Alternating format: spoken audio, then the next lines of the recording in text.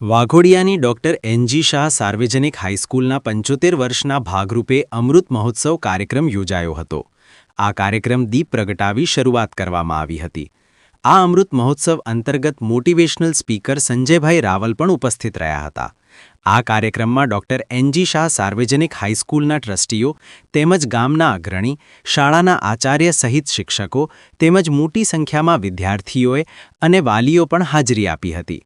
Motivational speaker સંજયભાઈ રાવલે કાર્યક્રમમાં હાજર રહેલા તમામને પોતાના અંદાજમાં સંબોધન કરી કાર્યક્રમને 4 ચાંદ લગાવી દીધો હતો.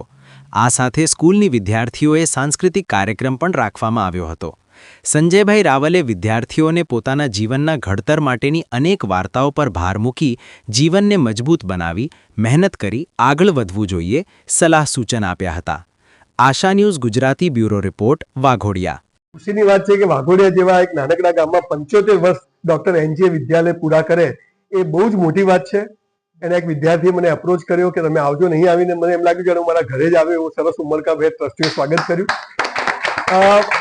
અત્યારે સમાજમાં સૌથી વધારે જો જરૂર હોય તો શિક્ષણ કરતા પણ સંસ્કારોની છે.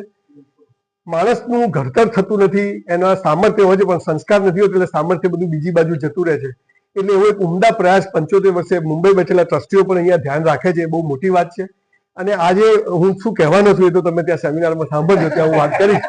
પણ મને બહુ ખુશી છે કે આટલી જૂની સ્કૂલની અંદર પણ મને યોગ્ય સમજીને બોલાય, એનો મને બહુ જ ખુશી છે.